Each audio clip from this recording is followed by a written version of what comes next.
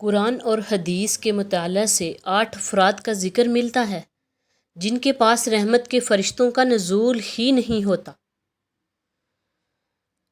کافر کی لاش کے قریب اللہ کی رحمتوں کے فرشتوں کا جانا تو درکنار، اللہ تعالیٰ نے ان کے آخری لمحات کا تذکرہ فرمایا کہ میرے فرشتے ان کی روحوں کو قبض کرتے ہیں۔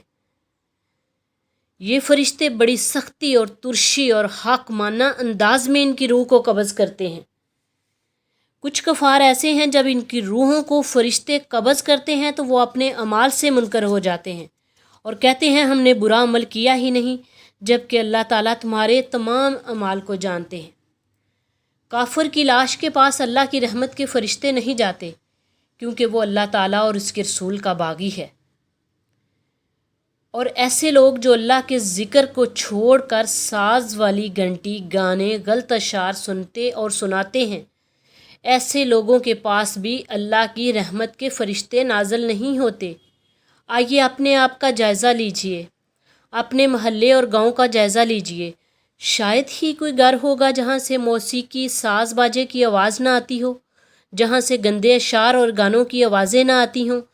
آپ صلی اللہ علیہ وسلم نے فرمایا جس طرح کافر کی لاش کے پاس رحمت کے فرشتے نہیں آتے، اسی طرح اس شخص اور اس جگہ پر اللہ کی رحمت کے فرشتے نہیں آتے جہاں پر ناچ، گانا اور ساز وغیرہ ہو، بلکہ اللہ تعالیٰ ارشاد فرماتے ہیں جو انسان اللہ کے ذکر کو بھول جاتا ہے تو ذکر سے غفلت کی وجہ سے شیطان اس کا ساتھی بن جاتا ہے اور شیطان اور اس کے ساتھی اسے سیدھی راہ سے روکتے ہیں اور وہ گمان کرتا ہے کہ وہ ہدایت یافتہ لوگوں والے کام کر رہا ہے۔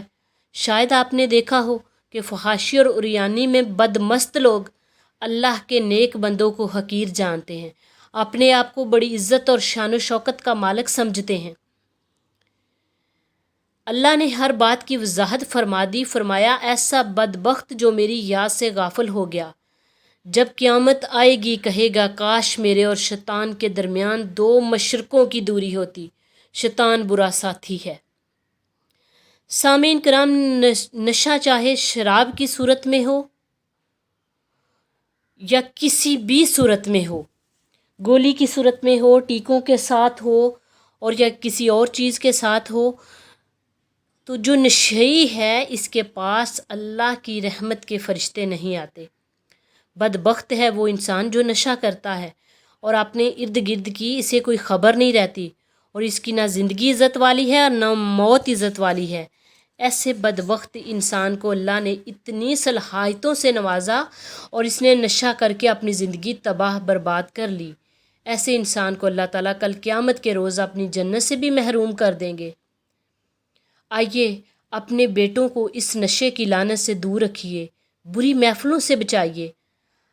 ہم ایسے ہزاروں نوجوان دیکھتے ہیں جن کا تعلق مذہبی گھرانوں کے ساتھ ہے لیکن وہ اس نشے کی لعنت میں مبتلا نظر آتے ہیں۔ اچھے ماحول کا اثر ہوتا ہے۔ ایک کتاب میں پڑھا ہے کہ مٹی سے خوشبو آ رہی ہے۔ کسی نے پوچھا کہ تجھ سے خوشبو کیوں آ رہی ہے؟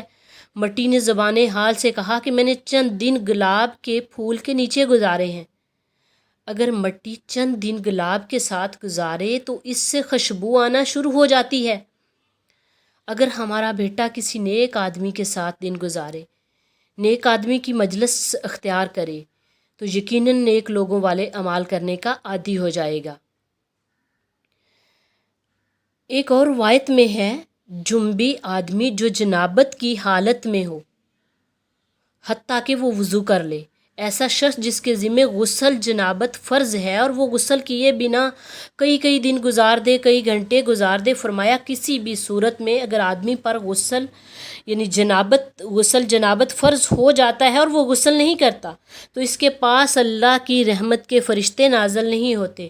ہاں، وضو کی گنجائش موجود ہے کہ وہ اس وقت وضو کر لے اور بعد میں فرضی غسل کر لے، بصورت دیگر وہ رحمت کے فرشتوں کے ساتھ سے محروم رہے گا۔